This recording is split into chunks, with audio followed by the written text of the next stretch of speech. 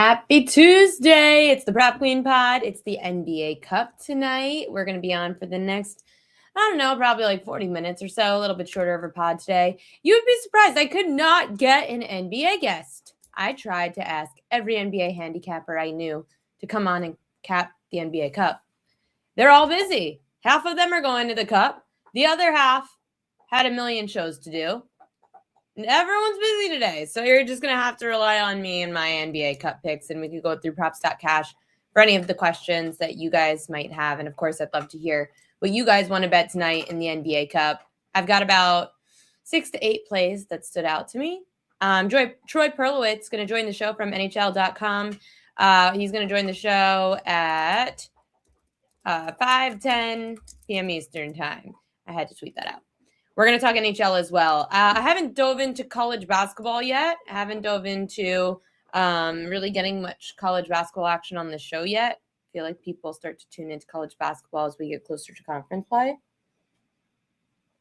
So we can focus on that in a little bit. And if you guys do want college basketball, you could let me know.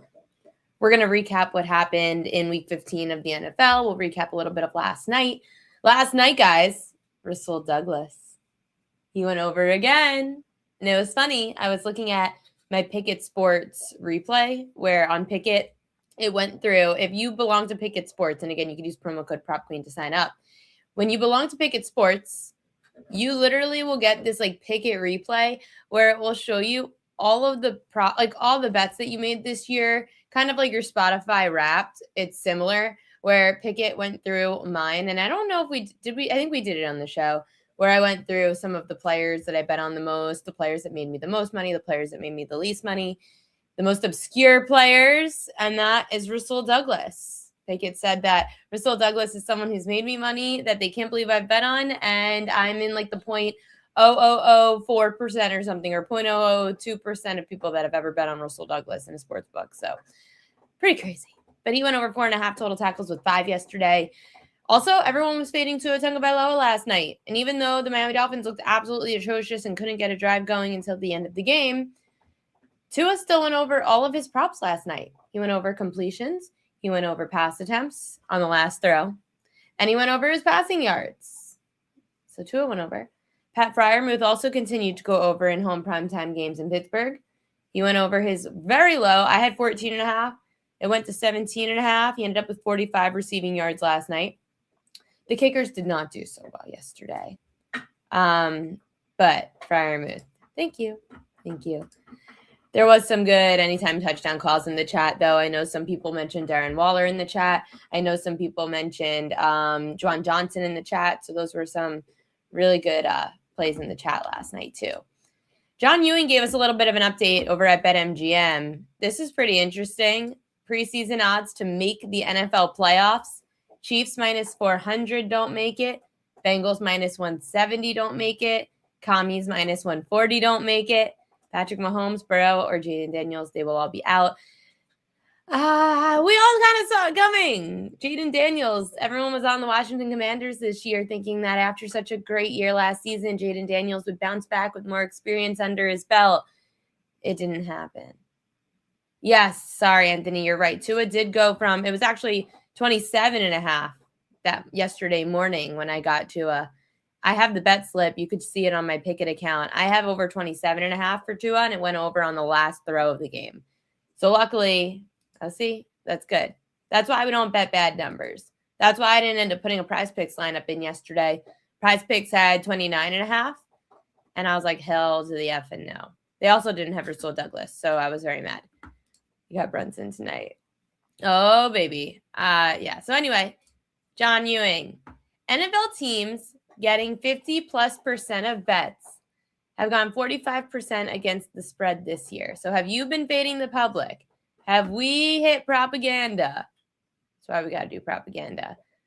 I don't have propaganda yet. They haven't posted about the NBA Cup, but they do have, I do have a fishy line today. Very fishy line in the NBA Cup that we will have to get to. I don't even know. Did I snapshot it? Where's my fishy line of the day? I didn't add it in. Oh, no. Okay, I'm going to have to add in the fishy line. Fishing line of the day. I'm not going to do it yet. We're going to do it after our guest. Another headline news. Cardinals have now placed Bam Knight, their running back, on season-ending IR.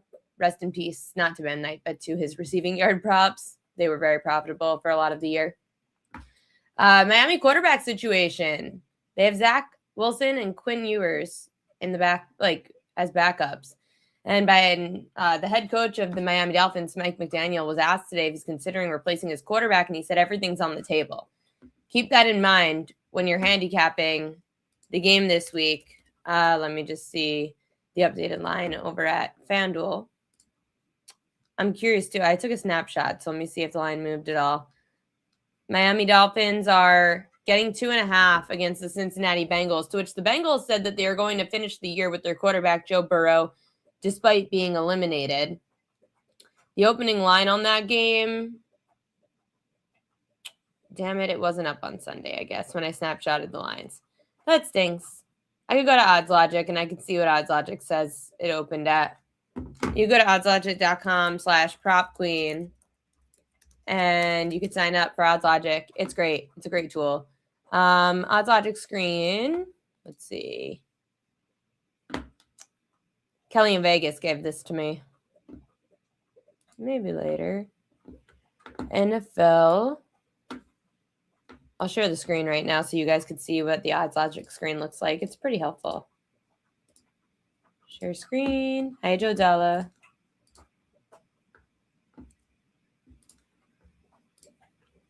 This is the Odds Logic screen. Again, you could sign up using oddslogic.com/propqueen. You could see how all the lines opened, how they closed, which sports book it's at, etc. So if we're looking at NFL Week 16, we could see here the, where are you, Miami? Where are you? Cincinnati, Miami. So this line opened at Pick'em, 49.5 total. And now you're seeing 2.5s and 2s across for Cincinnati. Because again, maybe if Miami does play Tua, that the line bounces back to 1.5. But right now, we're uncertain of who's going to start in Miami. And we know that Cincinnati is going to play Joe Burrow. Again, that's probably a game that I have no interest in. But you can see here on the Odds Logic screen that it opened at pick. And now across the board, it's 2, 2.5. It's very early in the week, though. So just something to keep in mind when you're looking at games this weekend. There's going to be a lot of games this week that I probably don't bet from a prop perspective in the NFL because I don't want to deal with the uncertainty of players being taken out of the game early, the team's not carrying, not risking injury. I don't want to risk any of that. So I'm going to be betting on the games where it matters, the teams that care. Maybe you could take some unders, though, in games that might not matter. But I definitely am not taking overs in those kinds of spots, like a Miami and Cincinnati game. No interest. McDaniel wants to go back to being an OC so bad. 2 pass attempts under. Bengals got shut out last week. Smash spot this week against Miami. My Ravens represent. It's crazy, too. I was looking at some of the playoff scenarios going into this week in the NFL. We've got, if the Ravens win this week against the Patriots, which is the primetime game now, the game against Green Bay doesn't matter. They only would need to beat Pittsburgh in the last week of the season. So also keep that in mind, which is funny because Kelly in Vegas and her boyfriend asked me to go with them to Green Bay potentially and watch the Packers game. Why the hell would I go and spend all my money to go to an inconvenient location in Green Bay to watch the Ravens not care to play, which the Ravens haven't cared to play all freaking year. So why would I go watch them to play a game that they don't need? In fact, I actually said until the Ravens are back in the Super Bowl this year, I won't go. So I'm not going to a playoff game. I'm not sitting in the cold for these losers until they prove to me that they actually care to play the game. And guess what? They're not making the Super Bowl because they're not a good football team. I hope my brother and my dad have a great time if they want to go to the wild card game because my ass is not freezing again in that stadium for this team that's going to lose. They're going to lose in the first round of the playoffs. And they're going to end up, I can't. I just, it's very frustrating. I do really miss baseball, though. I had some weird, I miss baseball moments today. I saw a lot of little deals going on in the baseball world, nothing massive, like Caleb Ferguson, a pitcher, that kind of stuff.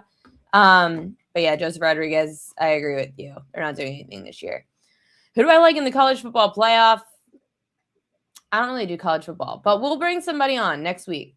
I'll bring somebody on next week, and we'll discuss the college football playoff, or actually this week, because they start, hold on.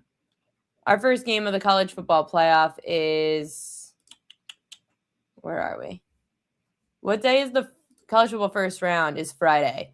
So I'll bring somebody on the show Friday. Maybe Kelly in Vegas will join the show on Friday. I'll ask her. Kelly coming on the show on Friday with Mid-Major Matt. That could be fun. That could be a fun time.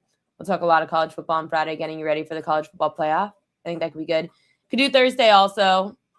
I have Dr. Chow coming on Thursday.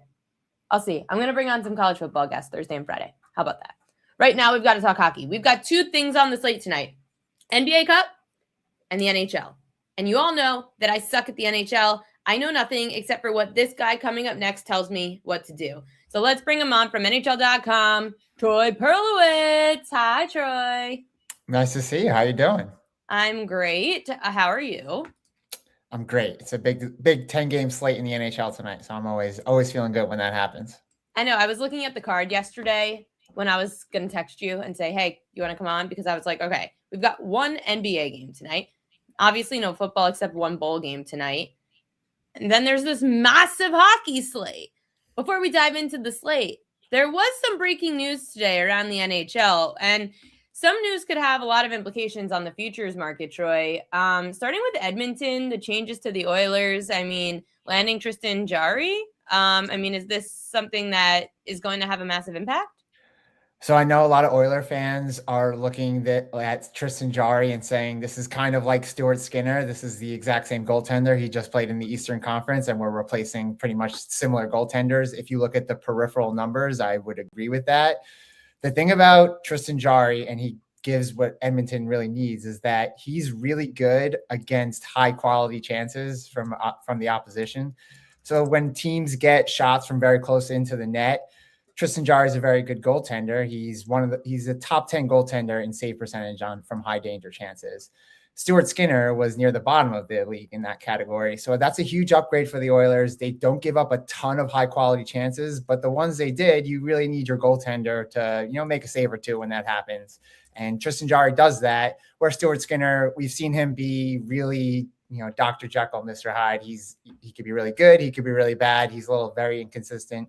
Tristan Jarry is maybe a lower ceiling goaltender, but he's still a very quality goaltender, especially against those chances. And he really does improve Edmonton's opportunity in that Western Conference, which I know we'll get to this later. There's a lot of massive trade movement in the Central Division where the Oilers are not. They are in the Pacific.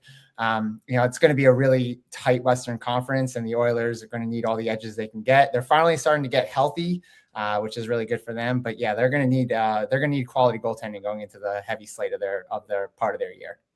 What does it say about the Wild's direction winning the Quinn Hughes sweepstakes? Yeah, I love this trade from both sides. Whenever there's a win-win with a trade acquisition, it's really, I think it's really great. For Minnesota, I love that they're all in, right? They're in that Central Division with Colorado, which we've talked about is such a juggernaut. They're such a quality team that could beat you in so many ways. And adding Quinn Hughes to their defense, it really shores up a weakness for the Minnesota Wild. They weren't a great team breaking out of their own zone and creating high-quality chances off the rush. And Quinn Hughes is a one-man breakout himself. He has so much speed. He brings the puck from the defensive zone into the offensive zone and create chances. We saw that in his debut, right? He debuted with the Wild over the weekend. They scored 3 goals off the rush. That matches their total of goals off the rush in the last 8 games combined. So he's making an immediate impact. I really love what Minnesota's done. And Vancouver, they got 3 great prospects, all under the age of 25. Vancouver is kind of rebuilding. We saw them dismantle last year with the JT Miller trade. I kind of like the direction of, just ripping off the Band-Aid. Quinn Hughes is probably not going to sign there long-term. And you got 3 quality players who could impact the roster, if not now, moving forward. It was also very strange. They already in Buffalo made a move in the front office. They fired the GM. What does that tell you about the state of the Sabres?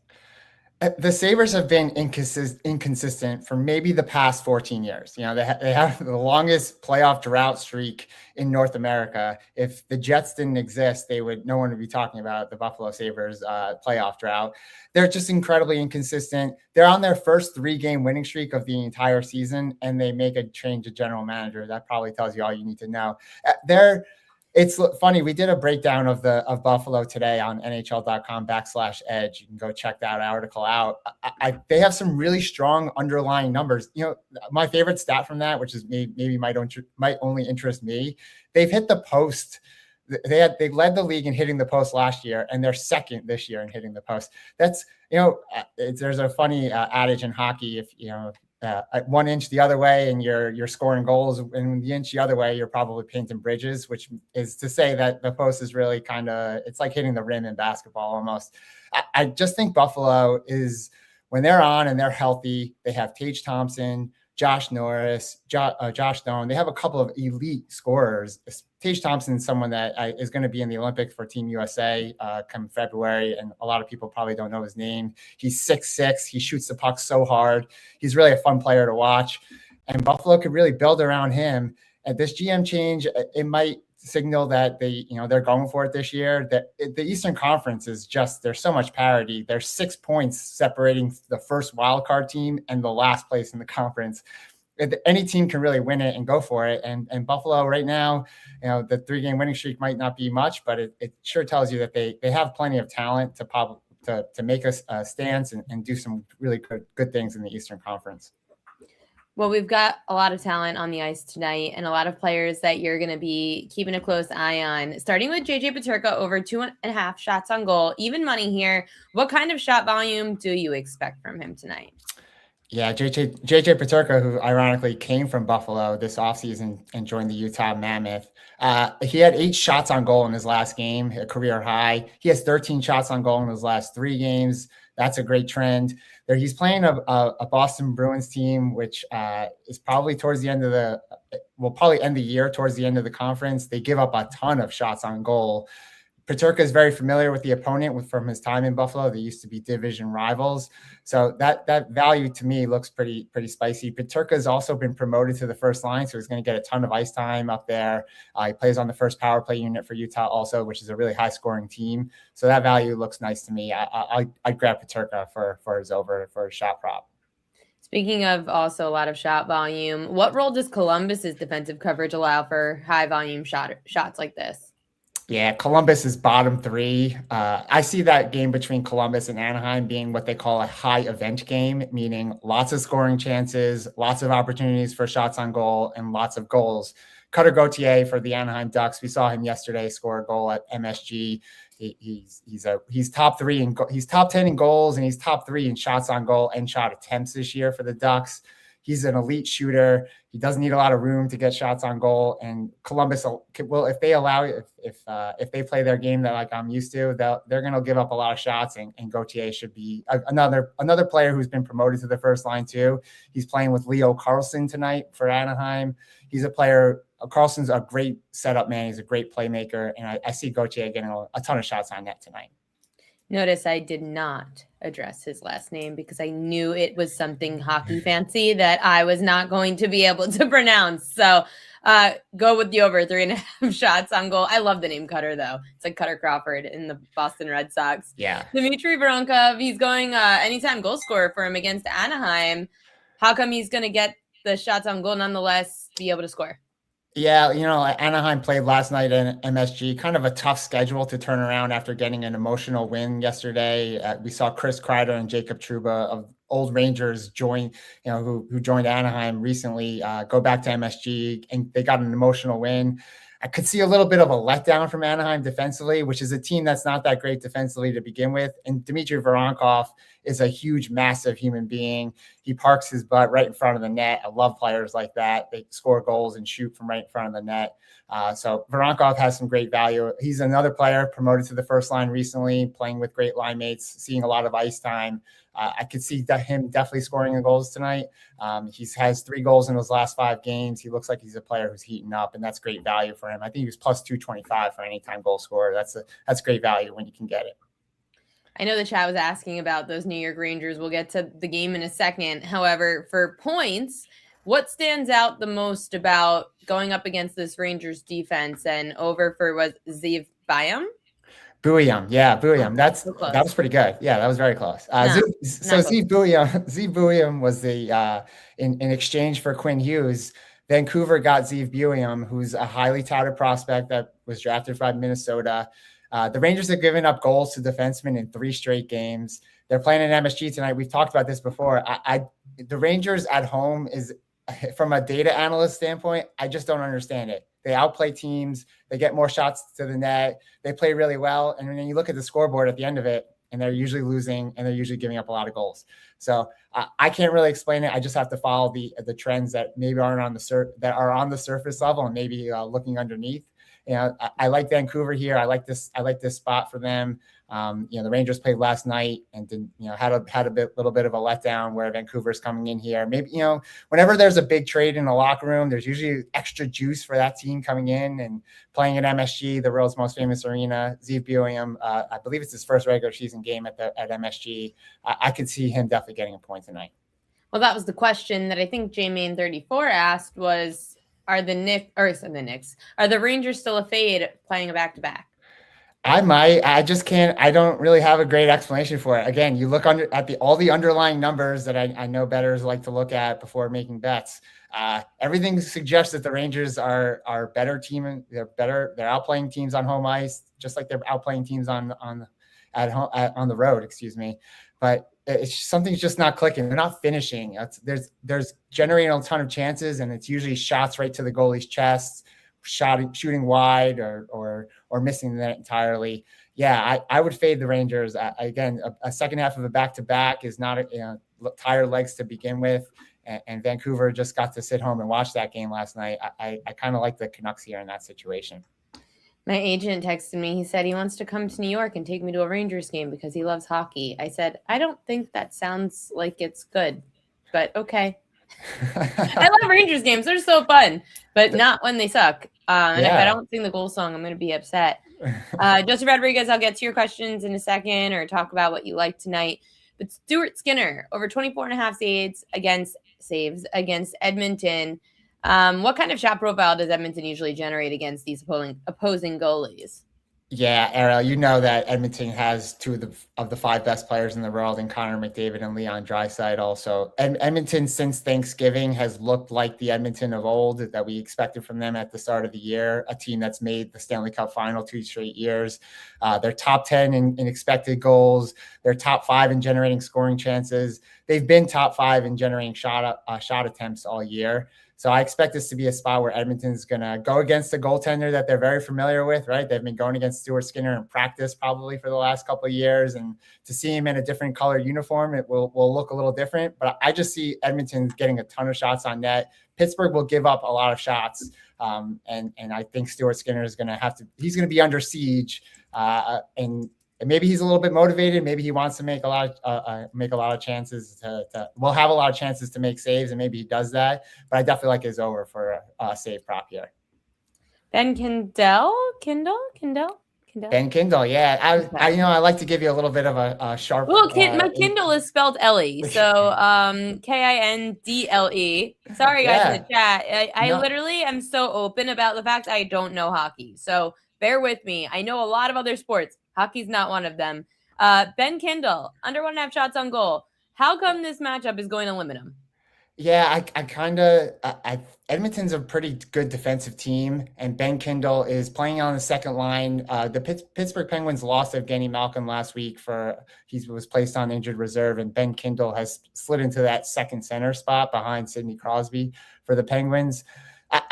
I just think Edmonton's a really strong defensive team. They limit chances. The only times that Edmonton seems to give up a lot of chances is when they're killing penalties, and Ben Kindle's wasn't on the power play one. Maybe he gets moved there tonight, and then I'll look silly. But as long as he's not on the power play, I don't think Ben Kindle gets a ton of shots or chances to shoot the puck tonight, and therefore I like his under. And I'll just give you a quick short story. By the way, the NHL pronunciation guide is the longest pronunciation guide for anyone who works in It media, has to be. it's the thickest thing I've ever seen. It's so thick. So yes, you should never, don't apologize ever for mispronouncing hockey names. We got you. We're here for you. Russians. It's the Russians' fault. J-Main says he likes Edmonton over 3.5 goals. Sprinkle 5. Yeah, that might hit. I kind of like that play. I see Edmonton, making this trade again. When trades happen in the NHL, especially big ones involving goaltenders or involving star players, there's always juice on both sides in the locker room. You get a sign from management that they're into it, right? They're doing everything they can to try to make sure their team is in the best position possible to win games. So yeah, I think the Edmonton, that big trade really sends a message into their locker room, hey, it's on you players to step it up and do really well. And again, I think Connor McDavid and Leon Draisaitl are two great leaders that are hungry to score some goals, and they've looked much more like themselves since Thanksgiving. So I kind of like Edmonton's offense going into tonight. Over 5.5 goals for the Caps. Oh, that's kind of tough. The Caps lost Ryan Leonard, who's a really good rookie for them last week. He's on injured reserve too. He hurt his shoulder. That's going to be that might be a low event game. We talked about high event game where there's a lot of scoring chances going back and forth. That Minnesota-Washington game, I know Logan Thompson's not in net for Washington. It's their Charlie Lindgren's going to play tonight, their backup goaltender. But Minnesota's been a really elite team defensively in terms of suppressing shots and really making sure that scoring chances against has been really low. So it's going to be tough for the Caps unless they can get a lot of power play opportunities. I don't see the Caps scoring I don't see them going over 5.5 goals now. Over 6.5 Oilers Pens. I could see that. I could totally see that because these two goalies are funny. It's kind of weird that the schedule worked out this way, that the teams made a trade last week and now they're going to play each other today. 5 days after a trade was made. Tristan Jarry and Stuart Skinner are, again, very inconsistent. If it's one of those games where neither is really on their game, I could totally see a shootout situation happening. No Malkin for the Penguins really limits their firepower, but we've talked about how powerful Edmonton can be on their own right in terms of offensive firepower. They went to Montreal this past weekend and had a ton of shots, and they kind of got goalied with Jacob Dobesh from the Montreal Canadiens playing really well against them. Maybe you see that same kind of scoring power, and maybe Stuart Skinner isn't up to the task. What's the update on Zibanejad? As long as he made his meeting today, I think he's playing. I saw he missed the meeting yesterday and was a healthy scratch yesterday. That's a player that might, I'm going to be watching intently to see what kind of reaction Mika Zibanejad has to yesterday's benching. It could go one or two ways, right? Usually players get super motivated after, it's embarrassing to see your name as a healthy scratch. I know it. I saw that as a player when I played in college as well. It's not great. It's not a great feeling. He's a player who's going to get a ton of ice time. You heard everything from Coach Mike Sullivan saying that Zibanejad is an important part of their team. So I know he's going to play. I know he's going to play a lot, and how well he plays is kind of up to him. Last question. What about Blackhawks under 1.5 goals? No Bedard. Yeah, that's probably a good play too. Bedard was their entire team in terms of generating quality scoring chances. It was really Connor Bedard and everybody else. Without him in the lineup, it's so unfortunate in terms of the timing for the Canadian Olympic team. He's going to miss all of December and be reevaluated in January. Without him, I don't think the Blackhawks score a ton of goals now. NHL, NHL.com, NHL Fantasy, Edge, you've got it all covered. What do you guys got going on at NHL Edge right now? Yeah, we're going to look towards our trends right at the end of the year, kind of do our assessment of the league and see what teams are primed to go and kind of perform well compared to how they've been done so far this year. So at the end of the year, we'll have some good storylines about teams that could be primed for big improvements in the second half of the year. Troy Perlowitz, catch him at Troy_Perl, Perl on X. You are the best. Thank you for keeping us so smart in the NHL world and keeping us updated and making us money. We will see you soon. Thanks so much for having me. I'll see you soon. Troy's great. Love him and Troy on the show. He really makes me learn a lot about hockey. And then I think, oh my goodness, I know nothing. Then I hear someone in conversation. I say, oh, I remember that Troy said that. I get smarter every day. We can always learn something. NBA Cup is tonight. NBA Cup prop queen edges on now. I'm going to see if John Ewing posted any kind of update for propaganda real quick. And if he didn't, nope, no update on propaganda. So we don't have propaganda, so we're going in blind. First, I will start with Fishy Lions.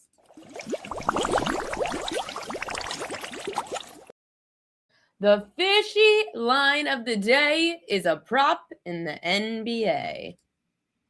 OG Anunoby. His prop is sitting at 4.5 rebounds. If you guys like stats like I do, you would see that this prop makes absolutely no sense. OG has recorded 7, 6, and 6 rebounds in his last 3 games. On the road, OG Anunoby's had at least 6 rebounds in 4 of his last 5 road games. So why are we at 4.5? San Antonio has quietly been pretty good against power forwards. 36% of power forwards have gone over their prop this year, their rebound prop against the Spurs. 6 of the last 8 have gone under, and of course, only one of those 8 games was with Wemby. This just feels like more of a warning sign than a value sign. So I am very just concerned about this. And again, all the power to you if you bet it because you feel like there's value there, sure. But sometimes when a number is fishy, it's fishy for a reason. He might have 4 and he might have 5, but it's going to be close because this number should be 5.5. This should not be a 4.5. So OG Anunoby is the fishy line of the day. Prop queen edges of the day. Starting with Josh Hart on the Knicks to go over 13.5 rebounds plus assists. This was the prop of the day for free subscribers at the PropQueen.com newsletter, to which I give out 1 free prop on the PropQueen.com newsletter for all the free subscribers every day. But then you get my long list if you subscribe as a premium member. So Josh Hart over 13.5 rebounds plus assists.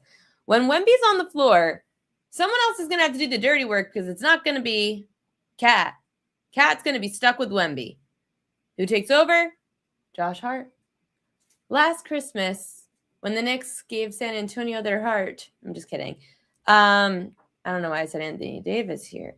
Cat.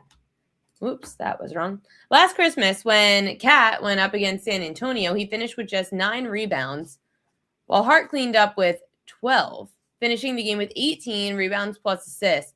Historically, Hart's gone over his rebounds plus assists prop in 3 or 4 games against the Spurs. With Wemby pulling those rebounds away from Cat, Hart is the natural go-to option afterwards. Plus, I was looking at 13 games that we've seen with Wemby on the floor, and it was guards that ended up these props promised 3,000 years ago. What? It was Hart that ended up, guards that ended up picking up a lot of the rebounds when the centers were struggling against Wemby this year. Cat under rebounds, 11.5. There was 10.5s out there, but I saw 11.5 for minus 135. This number is just too high against Wemby. Through Wemby's 13 games this year, 8 true centers went under their rebound prop. But 2 of those games were against the Golden State Warriors, where there's not really a center, especially in that game. Quinn Post didn't play more than 10 minutes. So it was Draymond Green, who, again, it's not like a true center. So isolate just the games that Wemby played against teams not Golden State to start his year. 8 of the 10 true centers went under their rebound prop. Since Wemby entered the league, Cat has gone under 11.5 rebounds in 4 of 5 games against San Antonio. We're going Cat under 11.5 rebounds tonight. I know it's scary, but I like Hart tonight. On the Spurs side, Keldon Johnson. I've got to show you guys this number real quick. So obviously the Keldon Johnson prop is very low because we saw it in the last game against OKC. Once Wemby's back, Johnson's usage goes down from like 24 to like 18. But I'm going to show you Keldon Johnson. I don't know why I keep saying Kendall. Keldon Johnson. I'm going to show you guys his PRA with Wemby. This number's too low. It's a complete overreaction to the last game where he had 9 PRA against OKC. That was on the neutral court for the first time in Vegas. That was the first game with Wemby back. This number at 11.5 is way too low. And we could say fishy, but this isn't fishy because there's a reason behind it. It's an overreaction. So I really like Keldon Johnson tonight to go over his points, rebounds, and assists. Just to give you a little bit more numbers on Keldon Johnson. In the games with Wemby, he's averaging 17.5 PRA. He's gone over in 12 of 13. So I'm going to take advantage of this overreaction. Second game back with Wemby, Keldon Johnson tonight to go over his points and rebounds. What do you guys say? Are you guys fighting in the chat? Oh, Joseph Rodriguez. We're on the same page here. De'Aaron Fox unders. I don't know if I'll have I don't want to say balls to bet it, but whatever. I don't know if I'll be able to bet this because I don't like fading stars. Like I don't like fading Jalen Brunson. I don't like fading De'Aaron Fox. So whether this is whether it's a bet and under or stay away from him, Fox is averaging 35 PRA without Wemby on the floor. With him, that number drops to 29.8. Fox has gone under 30.5 in 4 of 5 games alongside Wemby this year. So look at Fox without Wemby and look at Fox with Wemby this year. Marley, what are you doing? Marley's like eating this toy. She's destroying it. Yeah, those are the numbers with and without Wemby. So, again, I don't know if I could actually bet it because I hate fading stars, especially when it's for the cup. Woo! Made it this far. Might as well try. I can't bet it. Wemby had too much of an impact on De'Aaron Fox. But I do love Wemby over 1.5 threes. It was minus 130. It might even be juiced up more. Wemby's averaging just over 3 threes in his career against the Knicks. That's through 5 games. He's gone over 1.5 threes in 4 of his last 5. The New York Knicks are still the 6th worst perimeter defense in the NBA. In fact, 64% of centers have gone over their 3-point prop against the New York Knicks. Wemby's going to want that cup. I'm going over 1.5 threes. Victor Wembanyama, while everyone's going to go rebounds because it's a center. We go rebounds. Nah, we're going over 3-pointers for Wemby. And we're going to fade Cat on the boards. Doesn't mean Cat can't go over points. He might. Cat had decent amount of points put up against Wemby, but not boards. So this one, what's the total right now? Total right now in the game, NBA Cup. 233.5 is a pretty freaking high total. I know it's the Spurs, but their defense has been pretty good. 233.5 is high for the Knicks and the Spurs. It's crazy. So those are my prop clean edges of the day. I guess I'll just go right into real locks. We're going to end the show a little early. There's not much to talk about today. If you guys have any other questions, let me know. It was 227. Oh, rough. It's brutal. I know I was trying to get Hakeem on. I was trying to get Dream on. I was trying to get somebody on, but to get like the actual full game analysis because I don't really bet sides and totals in the NBA. I just like props, but couldn't get anyone on. Oh, and before I guess we get to my royal locks of the day, I'll bring up Mid-Major Matt. Mid-Major Matt did contribute to the newsletter today. He talked about the Salute to Veterans Bowl, which is tonight in Montgomery, Alabama. Troy, Jacksonville State. Troy's laying 1.5, total 49.5. Matt said no weather issues. Troy will be without their top running back and a solid defensive player. Jacksonville State's pretty much intact. They should be good to go motivational, wise on both sides. Neither team seems to be unhappy. You can run on Troy, which means plenty of Cam Cook for Jacksonville State. You can also throw on the Gamecocks, which means Goose Crowder should find plenty of Ra Thomas and Trey Taylor. So he said JSU over 2.5 touchdowns. Ra Thomas over 43.5 receiving yards are some of the plays that he would be giving out for this Troy-Jacksonville State game. Oh, line flip. Damn. Well, we're talking props. So you could look at some of the props there in college football. Best bets of the day, plus my prize picks lineup. Let's go to Royal Locks.